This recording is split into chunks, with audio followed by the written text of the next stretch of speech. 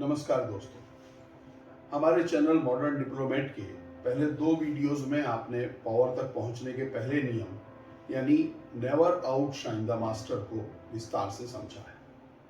आप में से अनेक लोगों के अमूल्य सुझाव में प्राप्त हुए हैं, जिसके लिए हम आपके आभारी हैं। हमारा प्रयास है कि आपके सुझावों को ध्यान में रखते हुए सुधार करते रहें। आज हम दूसरे नियम की ओर बढ़ते हैं और वो है बहुत इंपॉर्टेंट एक subject, always say less than necessary, अर्थात हमेशा आवश्यकता से कम बोले। इसका सार ये है कि जब आप शब्दों से लोगों को इंप्रेस करने की कोशिश कर रहे होते हैं तो जितना अधिक आप कहते हैं आप उतने ही कॉमन दिखाई देते हैं और आपका कंट्रोल परिस्थितियों पर उतना ही कम होता है। लेकिन अगर आप कुछ बिल्कुल सामान्य भी कह रहे हैं पर आप इसे अस्पष्ट, गूढ़ और ओपन एंडेड छोड़ रहे हैं तो ये एकदम ओरिजिनल लगता है। पावरफुल लोग कम बोलकर इंप्रेस करते हैं और एक भय निर्मित करते हैं। जितना अधिक हम बोलते हैं उतनी ही अधिक संभावना है कि हम कुछ मूर्खतापूर्ण कह जाएं।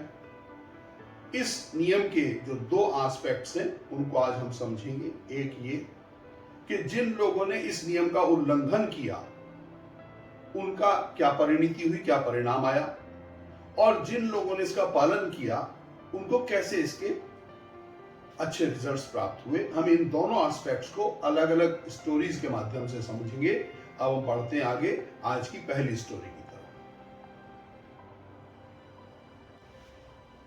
हमारी आज की पहली स्टोरी एक ऐसे सैन्य नायक के बारे में है, नायस मार्टियस, जिसे लोग कोरियोलेनस के नाम से जानते थे, और वो रोम का एक बहुत विख्यात सैन्य नायक हुआ है। ईसा से पूर्व 5वीं शताब्दी के पूर्वार्ध में उसने रोम शहर को कई बार आपदा से बचाते हुए बहुत सारे महत्वपूर्ण युद्ध जीते। क्योंकि उसने अपना ज्यादातर समय युद्ध के मैदान में बिताया था, इसलिए वो उसकी एक महानता की छवि पूरे रोम में बन गई थी और बहुत थोड़े रोमन व्यक्तिगत रूप से उसे जानते थे। 454 ईसा पूर्व में कोरियोलेनस ने फैसला किया कि वो स्वयं की प्रतिष्ठा का फायदा उठाने के लिए राजनीति में प्रवेश करेगा और वह कौंसल यानी राजदूत के उच्च पद के चुनाव के लिए खड़ा हो गया। वहां की परंपरा के अनुसार सभी कैंडिडेट्स ने चुनाव से पहले जनता के बीच में भाषण किए। जब कोरियोलेनस लोगों के सामने आया तो उसने रोम के लिए लड़ाई के 17 वर्षों में शरीर पर लगे दर्जनों निशानों का प्रदर्शन किया और उसके बाद अपना भाषण शुरू किया। उसके लंबे भाषण को कुछ लोगों ने वहां पर सुना और बाद में उसकी वीरता और देशभक्ति का प्रमाण दे रहे उसके निशानों पर भावुक होकर आंसू भी बहाए। कोरियोलेनस का चुनाव जीतना निश्चित लग रहा था और जब मतदान का दिन आया तो कोरियोलेनस ने पूरे सीनेट और शहर का जो संरक्षक वर्ग था, अभिजात वर्ग था, उनके साथ वहां के मंच में प्रवेश किया। जब वो इतने सारे लोगों के साथ, सीनेट के लोगों के साथ घिरा हुआ वहां पर प्रवेश करता है तो उसे देखने वाले आम लोग चुनाव के दिन इस तरह के ओवर कॉन्फिडेंस और इस तरह की धमाकेदार जो उसका प्रदर्शन था उससे वो डिस्टर्ब हो गए और कोरियोलेनस ने फिर से भाषण दिया और ज्यादातर अमीर नागरिकों को संबोधित किया जो उसके साथ ही आए थे। आज उसके शब्द बहुत अहंकारी थे और अक्खड़ थे। अपनी जीत को निश्चित बताते हुए उसने अपने युद्ध क्षेत्र के कारनामों का बखान किया, विरोधियों का मजाक बनाया, उन पर गुस्से में आरोप लगाए और रोम के लिए क्या क्या लाएगा ऐसी बहुत बड़ी बड़ी काल्पनिक बातें उसने वहां पर बोली। जब वो पहली बार बोल रहा था तो बहुत थोड़े लोगों ने उसे सुना था, पर इस बार सब लोगों ने उसे सुना और उन्हें इससे पहले अंदाजा नहीं था कि यह देशभक्त महान सिपाही एक डींग मारने वाला आम इंसान जैसा था। कोरियोलेनस के दूसरे भाषण की खबर पूरे रोम में तेजी के साथ फैल गई। लोग बड़ी संख्या में उसे हराने के लिए वोट डालने के लिए निकल पड़े और वो बुरी तरह हार गए। पराजित कोरियोलेनस ने मन में बहुत उसके कड़वाहट आ गई और फिर वो युद्ध के मैदान में दोबारा से लौट गया और उसने अपने खिलाफ मतदान करने वाले आम लोगों से बदला लेने की कसम खाई। उसके कुछ सप्ताह बाद अनाज की एक बड़ी खेप रोम में पहुंची और वहां की सीनेट इस भोजन को लोगों को मुफ्त में वितरित करना चाहती थी। लेकिन जैसे ही इस विषय पर मतदान करने की तैयारी चल रही थी, अचानक कोरियोलेनस वहां पर पहुंच गया और उसने कहा कि जनता में फ्री में अनाज बांटने का पूरे शहर पर बहुत बुरा असर पड़ेगा और उसने डेमोक्रेसी की भी निंदा की और यह भी कहा कि जो वहां पर जनप्रतिनिधि हैं, ट्रिब्यून्स, उनसे सत्ता छीनकर जो पैट्रिशियंस हैं उनको सौंप देनी चाहिए। जब कोरियोलिनस इस भाषण को दे रहा था तो ये सारी बात लोगों तक पहुंची और लोगों के गुस्से का कोई ठिकाना नहीं रहा। जब उन्होंने जाना कि वो उनको अनाज बांटने के विरोध में वहां पर वकालत कर रहा था, ट्रिब्यून्स को सीनेट में यह मांग करने के लिए भेजा गया कि कोरियोलिनस उनके सामने पेश हो, लेकिन कोरियोलिनस ने साफ मना कर दिया उनके सामने आने से, जिसका परिणाम यह हुआ कि पूरे शहर में हिंसा और दंगे भड़क गए। लोगों के गुस्से कारण से आखिर में सीनेट ने अनाज वितरण के पक्ष में मतदान किया, लेकिन लोगों ने उसके बाद भी मांग रखी कोरियोलिनस उनके सामने आए, उनसे माफी मांगे और पश्चाताप करे, तब हम उसको युद्ध के मैदान में वापस लौटने की अनुमति दी जा सकती है। कोरियोलिनस आखिरी बार लोगों के सामने आया। लोगों ने बहुत शांतिपूर्वक उसकी बात सुनी, लेकिन उसने धीरे धीरे प्यार से, आराम से बोलना शुरू किया। जैसे जैसे उसका भाषण आगे बढ़ता गया वो उग्र होता चला गया। फिर उसने लोगों का अपमान किया। उसका लहजा फिर घमंडी था और अहंकारी था। उसकी अभिव्यक्ति लोगों की तिरस्कार करने वाली थी। वह जितना अधिक बोलता, लोग उतने ही क्रोधित होते गए और अंत में लोगों ने उसे चिल्लाकर चुप करा दिया। ट्रिब्यून्स ने कोरियोलिनस की निंदा की और उसे मौत की सजा सुनाई और मजिस्ट्रेट्स को आदेश दे दिया गया कि उसे तुरंत ले जाएं टारपीन की चट्टान पर, वहां के ऊपर ले जाकर उसको नीचे फेंक दिया जाए। वहां पर जो भीड़ थी उसने प्रसन्नतापूर्वक इस निर्णय का समर्थन किया।